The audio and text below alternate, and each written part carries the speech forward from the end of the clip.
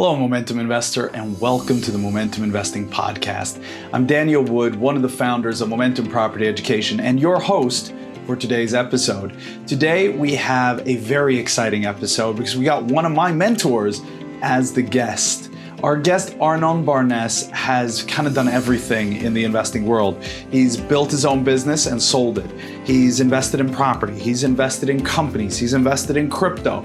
And he's really made that whole journey from, beginning through building up a business and an investing empire. What he focuses on today mainly is buying and selling companies. And he does it so well. He's got such an interesting take on the way he builds them up, the type of companies he acquires, and the way he makes them successful so that he can sell them. So I asked him to come on this show to share with us some of the lessons that he's learned throughout his career in all these different investing types to see exactly how do you do this successfully? How do you choose which investment is best? How do you build up a team? How do you identify and buy and sell companies? That was something that for me was super exciting, which you'll probably notice in the episode how drawn in I was. And Arnon is just such an amazing person, so I can tell you he will draw you in. Now, if you're just starting out your property investing journey and you're joining us on this episode, I can promise you're going to get a lot of value in learning how to think around investments. If you want to learn more about how to start and really how to build your property business, we have a course that we're going to give you for free called the 3 Simple Steps to Property Investing and the 3 Most Common Mistakes New Investors Make and how to avoid them.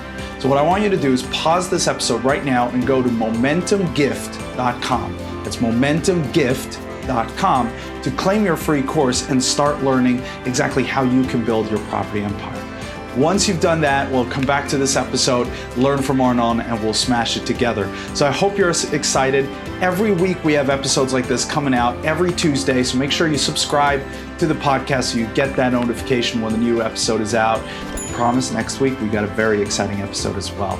Now, let's get into the details here of how to buy, build, and sell companies, how to identify the best investments in the market, and how to make sure your team is always delivering what you need.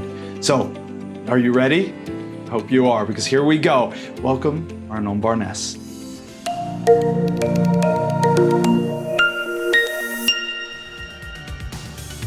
Welcome to Momentum Investing, property investing made easy. One of the world's top podcasts on property investing, bringing you the top experts in the field so you can learn firsthand what it takes to create passive income and take control over your financial future. All right, welcome to the Momentum Investing Podcast. I am here with none other than Arnon Barnes. Super excited to have you here. Welcome to the show, Arnon. Thank you, Daniel. I'm excited to be here. I'm excited to have the opportunity to share some insights and give some value to all your listeners, all your followers, and all the people that you inspire every day, every week, every month. So thank you for having me. Yes. Well, thank you. Hey, we're super excited to have you here. I mean, you've coached me back, helped me turn my business around when I needed it. And I know in these times, there are people that need help. What's so exciting about having you here is you've kind of done everything. You've run your own business. You've invested in property. You've bought, turned around, and sold businesses. And now you're investing in crypto. So you've kind of done everything. And my first question is kind of like, why? How did you kind of start this journey? Because it's a very unusual, but also very, very exciting journey you've been on. Yeah, well, thanks for the question. Great question. And indeed, I've done quite a bit in my short amount of years on this planet. The reality is I didn't really have a choice. For any of the listeners or anybody who knows, my story, in short, I was a kid who dropped out of school, who left school because I had to help my single mom who had 3 children. I'm the eldest. I've got a younger sister and a baby brother. And I left school to help my mom put food on the table, pay the bills, pay the rent, and, help her put clothes on my younger siblings because my father had left and he was anonymous at a young age. I became the man of the house at about the age of 14. Wow. And so dropping out of school, not having any diplomas, any degrees, any real academic background or academic opportunities, I was forced into, entrepreneurship. Now, having grown up at a younger age, my father, my late father, was an entrepreneur. So I did get glimpses of what an entrepreneur Kind of looks saw like. what was going on a little bit. Exactly. And so I didn't have a choice. I knew that I wanted to be successful. I knew I wanted to create financial freedom. I knew that I wanted to create wealth. But most importantly, I also knew that I didn't want to live in poverty ever again. Sometimes a lot of people know what they want, but sometimes it's very powerful to know what you don't want. And I think the drive at a younger age, because I was less conscious of myself and my surroundings, I didn't really understand the idea of becoming financially free as much as I understood that I want to have food on my table and I will never let my family go hungry as long as That's so powerful that you were not just doing it for yourself, you were doing it to take care of your mother and your brother and your sister, to kind of, you were the man of the family at such a young age. Yeah, and it wasn't a role that I asked for, but it's just that's how life happened. And looking back and where I am today, coming from a more of an enlightened approach, I realized that was actually one of the greatest blessings that I could have received from my father, by allowing, him moving out. Obviously sad and unfortunate, but it gave me the opportunity to be molded and become the man that I am today. So entrepreneurship wasn't a conscious choice. It was like, what else am I going to do? and so through that experience, I started to, get into business, and build businesses, scale businesses, eventually selling businesses. I sold my first business when I was 27 years old. And when I sold that company, I repositioned myself and took the profits and reinvested into real estate. And by the age of 28, I became completely financially free. So it was kind of like I stumbled across this journey and I've fallen in love with it. And obviously you can see it's taken its toll on me, but it's been a blessing. And yeah. Wow. Yeah. So really what you did was you kind of out of necessity, you started your own company. What kind of a company was it you started first? Well, the interesting thing is I started my first little business when I was 11 years old. Right. And this was back in South Africa. I'm sure your listeners are sitting there right now and saying, well, where is he from? Because he speaks funny. So I was actually born in South Africa. I grew up in Johannesburg. And when I was 11, I started my first little business. And I was, long story short, I had an uncle who had a toy store. And I used to go to the toy store and I used to, instead of buying one toy for myself, I would buy a box.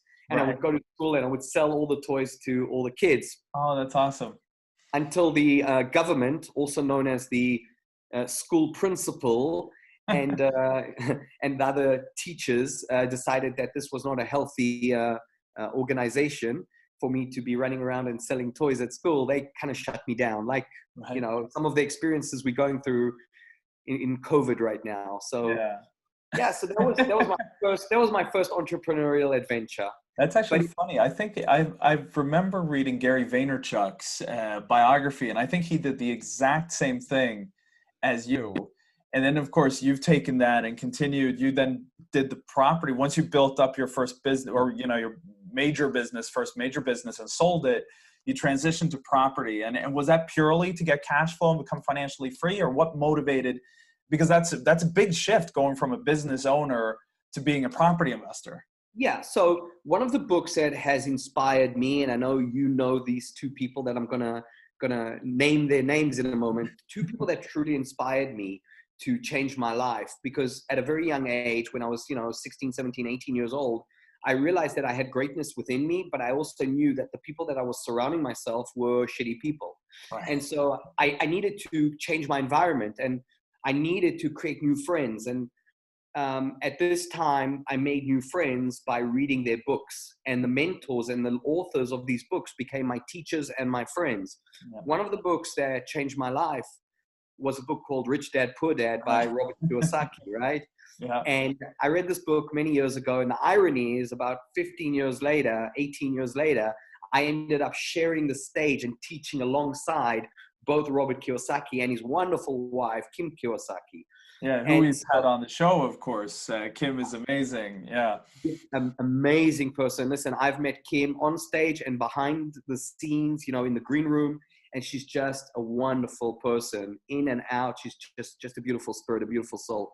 And so reading these books, Robert Kiyosaki, Rich Dad, Poor Dad, and this genre of personal development and business growth books, it was obvious that property was a pathway to creating financial freedom and leveraging myself financially, because of the interest and the positivity of the banks willing to loan. So for every dollar, every pound, every euro I put in, they would match it or even more. Yeah, and exactly. The leverage. And one of the things that I understood at a very young age is that one of the secrets to creating wealth is leverage. And through property, there's tremendous leverage. And so that's kind of how, when I sold my first company at the age of 27, taking some of those profits and repositioning myself into real estate, it was a very conscious decision, a little bit scary, I must say, but it was something that completely changed and transformed my life, and it has done, for more than a decade. And so I'm very blessed for making some of those decisions. Oh, that's wonderful. Yeah. And I'm sure it was motivated as well by just the stability of property, knowing that now your family would never want for anything again the moment you built that portfolio.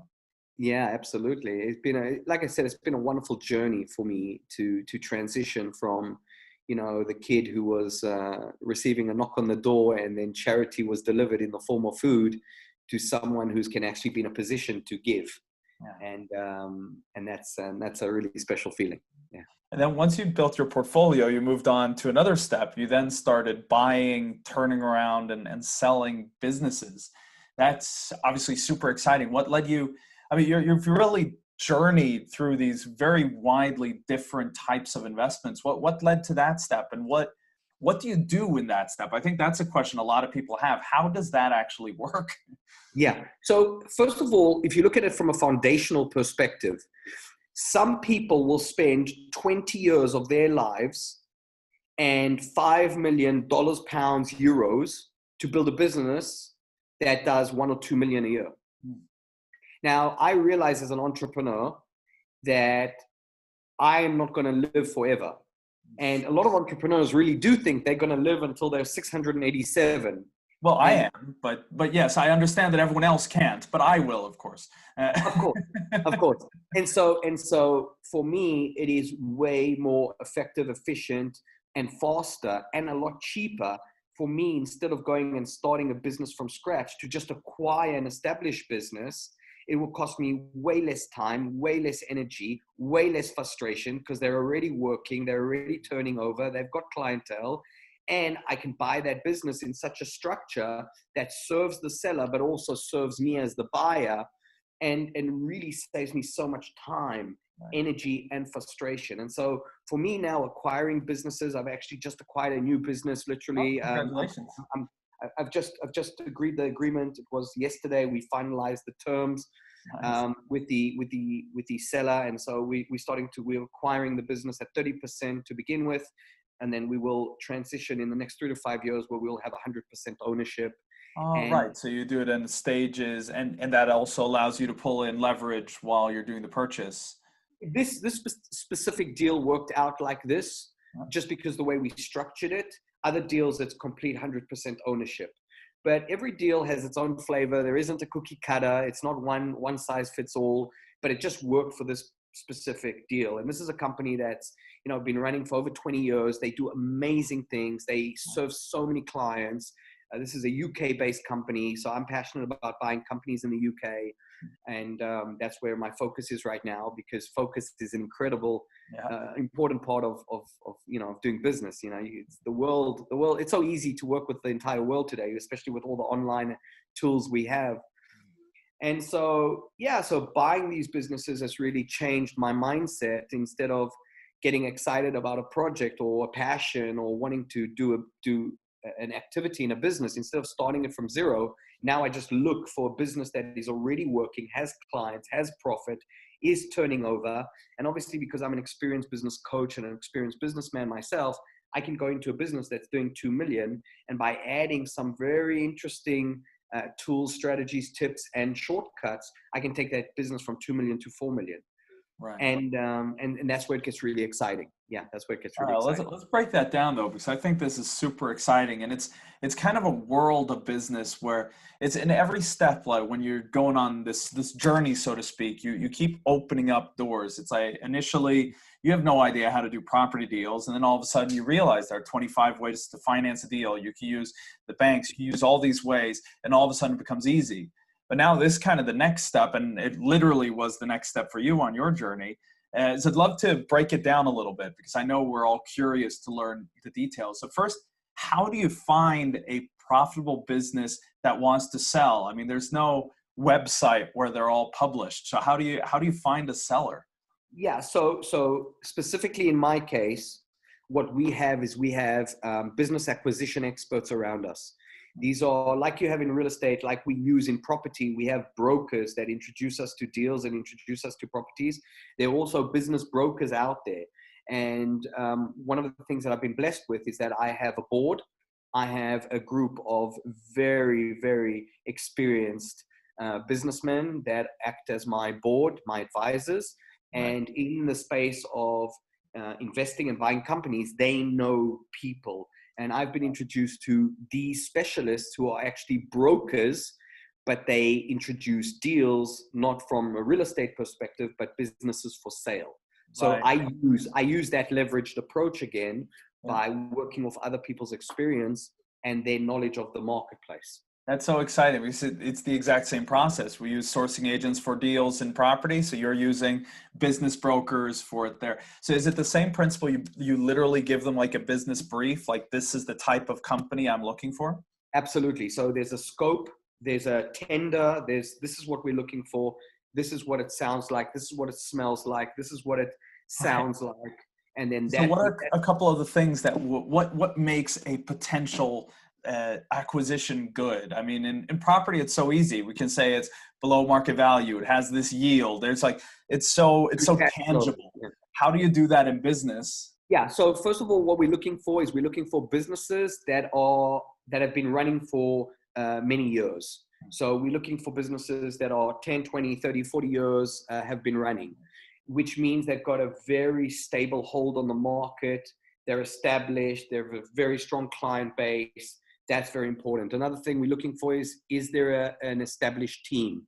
But specifically, is there a younger junior team? So it's not that when you buy out the owner, everyone disappears. Exactly. And that is one of the critical points you need to know about when you buy a business. First of all, when you're buying a business or when you're buying a secondhand car or when you buy, in most cases, if you don't do your due diligence correctly, if you don't know what questions to ask, all you're really buying is somebody else's problems. Yeah. and what we're not looking to do is we're not looking specifically in the way I do it. We're not looking to buy bad businesses. We're buying very healthy companies. Right. But what's important to understand, if you take a step back from there, is that most businesses, in fact, over 80% of businesses don't have what we call a succession plan in place. Right. What does it mean? It means, you know, mom and dad started the business. Mom is old. Dad is close to retirement. And, you know, mom and dad's big hopes and dreams was that little Johnny or little Jasmine one day will take over the, you know, family business. But little Johnny has absolutely no interest whatsoever to, you know, be in the business. Little Jasmine is an artist painting the Eiffel Tower, traveling Europe right now, and doesn't even understand barely what mommy and daddy do. And now mommy and daddy are in a situation that they don't know what to do. They've got clientele, they've got revenue, they've got profit, they've got a team. Yeah. And in a lot of these cases, the teams don't want to do an MBO, a management buyout. Right. And so what do? And so then that's where we position ourselves as a safe pair of hands.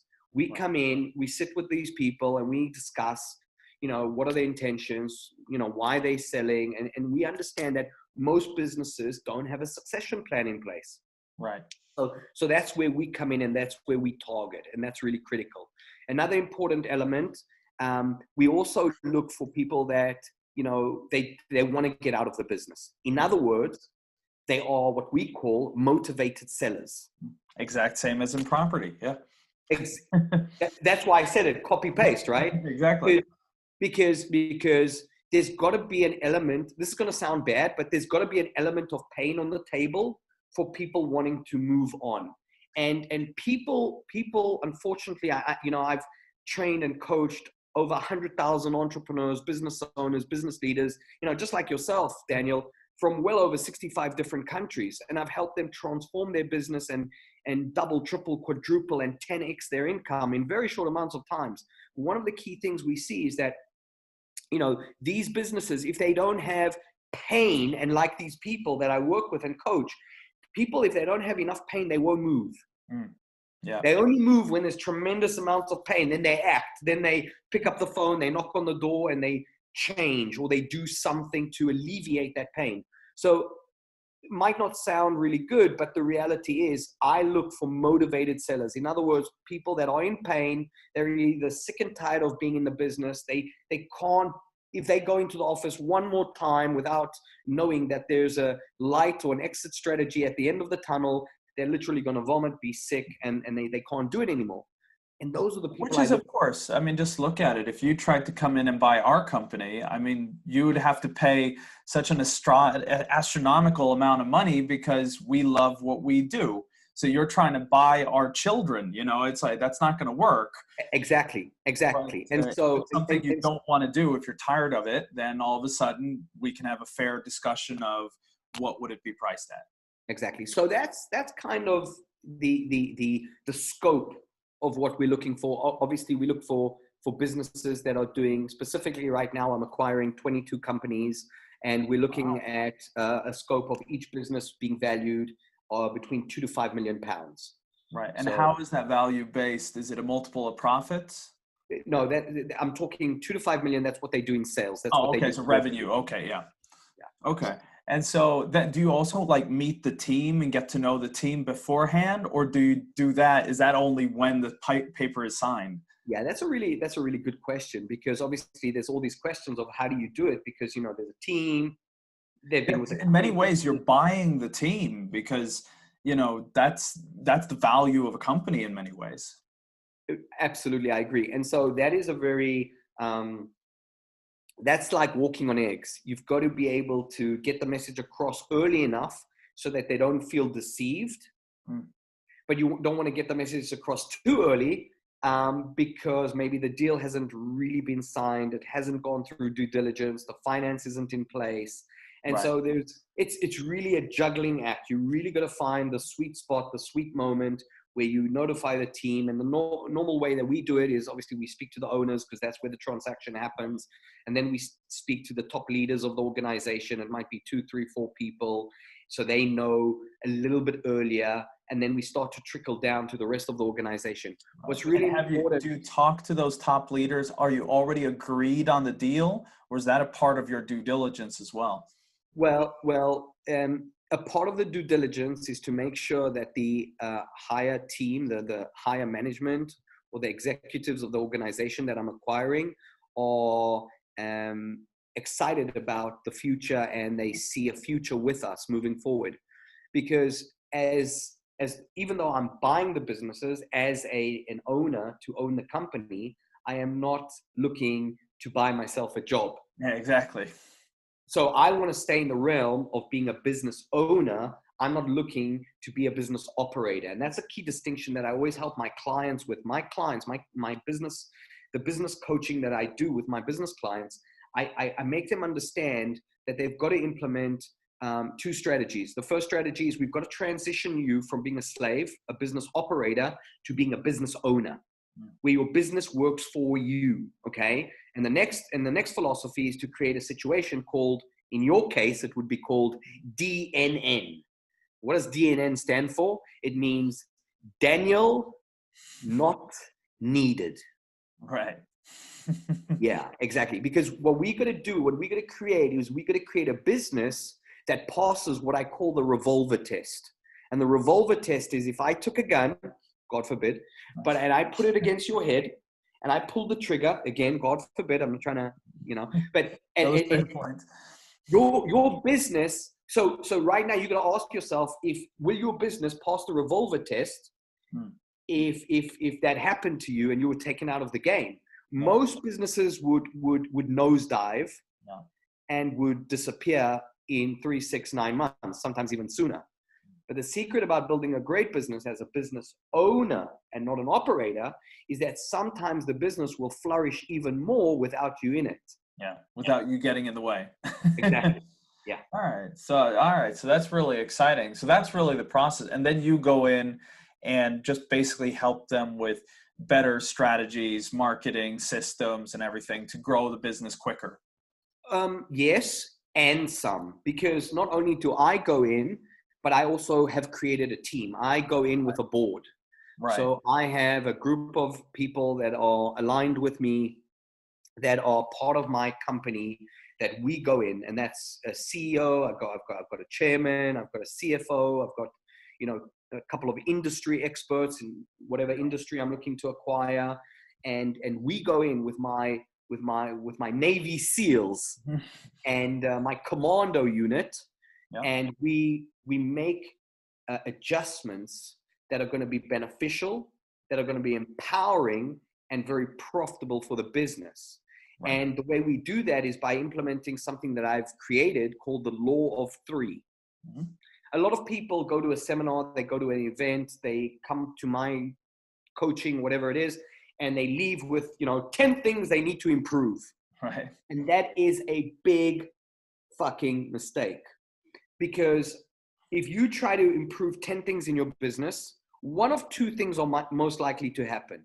Number one, you will improve on all 10 to a level of 40%, maybe 60%. Exactly. A small improvement, but not a real solution.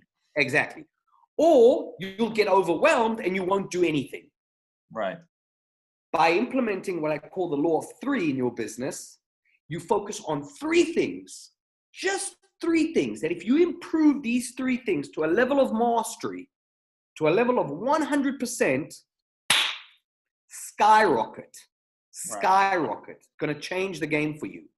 And so when we go into a business, when we're looking to change or improve or add value to its model, its business, we only look to improve on 3 things. Once we've mastered those 3 things, and it might take a week, it might take a month, it might take 3, 4, 5 months, then we sit down and we say, okay, what are the next 3 things that we can implement?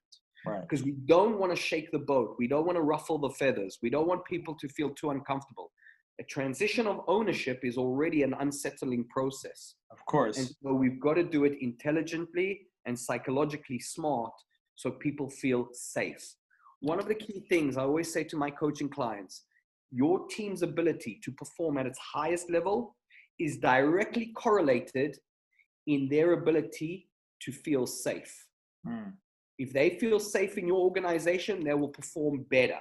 It's like, can you imagine a husband and a wife, living together, and, every time you come home, it's like walking on eggs. You're afraid to do something or say something because it's going to trigger her and she's going to go, batshit crazy and start yelling.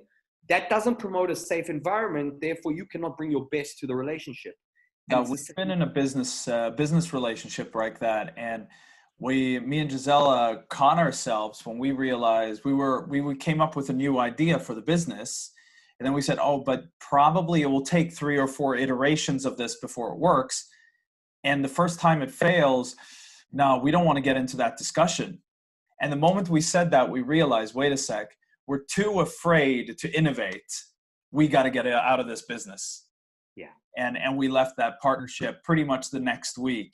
We went into a meeting and just said, look, we're out, keep your company, we're leaving. Because we realized we were afraid to innovate. And it's exactly what you say, we weren't producing. Yeah. You weren't bringing the best version of yourself to the table because of, that situation. Fear. Yeah, exactly. Well, we're walking on eggshells. So I love that. So essentially you're going through a very similar process to what we do in a property deal. You got brokers who find you the deal. You go through a due diligence process where you find the motivation of the seller, find why they're selling, check the health of the business, make sure it's a good deal. The difference, of course, is more on the people side, but we could actually correlate that in a way to the way we do in property. We need to have our good builders. We need to have our good power team ready. So you go through, make sure the team is ready. and then you have your team of Navy SEALs with your business specialists who come in and fix only 3 things at a time, Correct. slowly building the business up. And I shouldn't then use the word turn it around, because you're already buying a healthy company. You're just adding some nitro to the engine. Exactly. And that's the secret. We're already buying good businesses. Right. And then what's your exit? Do you sell it in the end, or do you keep these and just run them for ever? So the game plan is to accumulate a number of these businesses. Currently, we're acquiring 22 companies in a specific niche, in a specific field that we were focused on. And once cornering a market. Once we've acquired these 22 firms, these 22 businesses, then the game plan is to exit, to either sell to private equity, to a fund, to a top tier player in that space. Obviously, there's a conversation of an IPO to float. Wow. Yeah. But that wouldn't be my. Can I ask there? This is interesting. So when you acquired those 22, will you be merging them into one, or are you? Yeah, you're actually going to. So the way we acquire them under one umbrella, and right. but each business would be in a silo, in an SPV, a special purpose vehicle. Okay, so they're still separate companies. So you're not merging them all into one business. No. They're actually and we do that for 2 reasons. Number one, because it's not healthy. Because if one business fails, it affects everyone. If it's in its own silo, then if something happens, it's on its own. It doesn't affect. You don't want to put a rotten apple with all the healthy apples. Yeah. So you want to put that apple a little bit on the side so we can deal with it separately. And obviously there's tax implications here.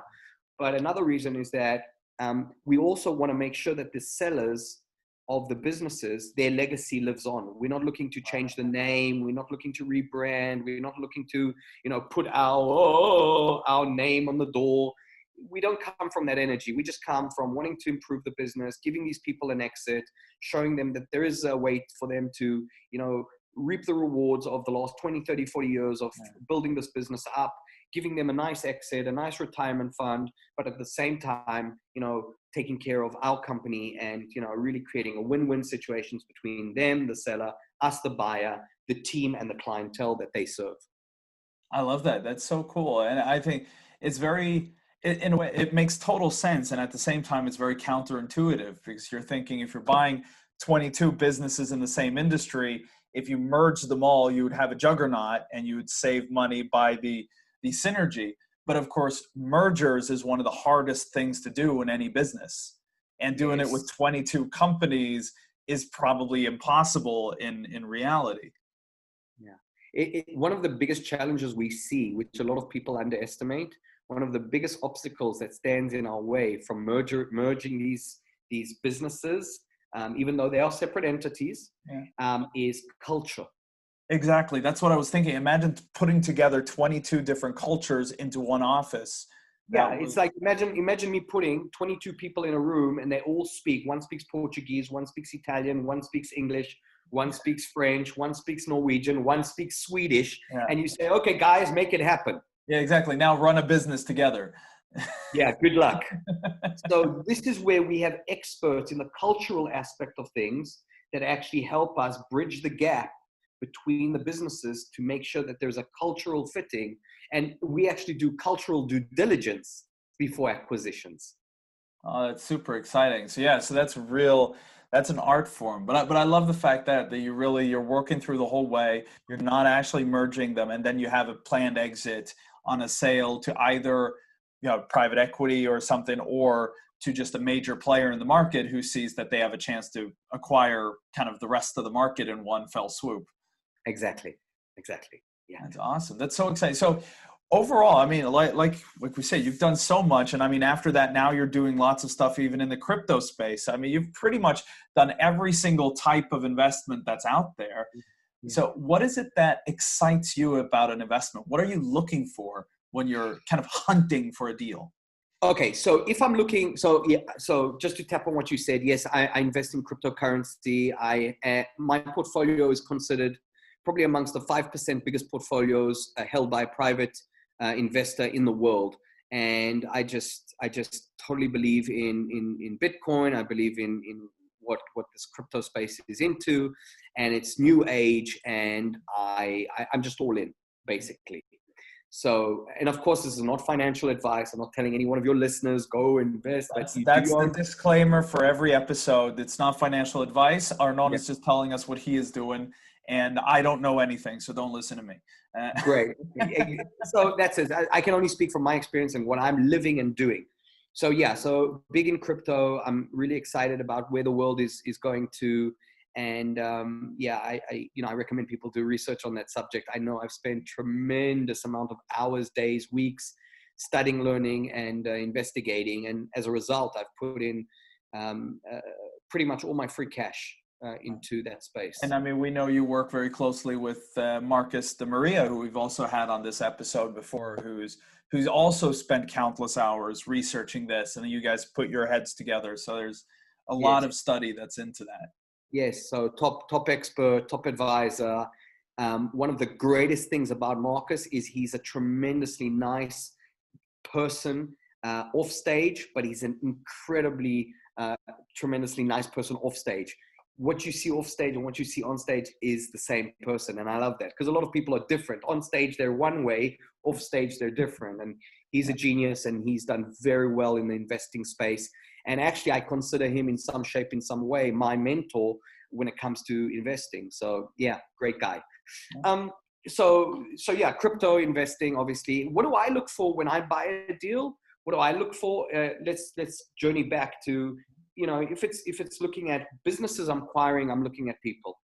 I'm looking at people is so important. Again, I'm not looking to buy myself a job. I'm not looking to be a business operator.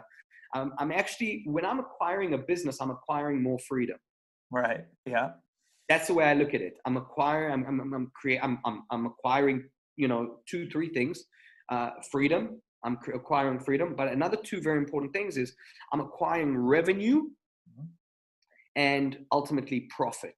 Yeah. And, the revenue / the profit is going to actually promote more freedom for me. And one of my highest values, if anybody knows me, one of my highest values outside of integrity and honesty is freedom. I love my freedom.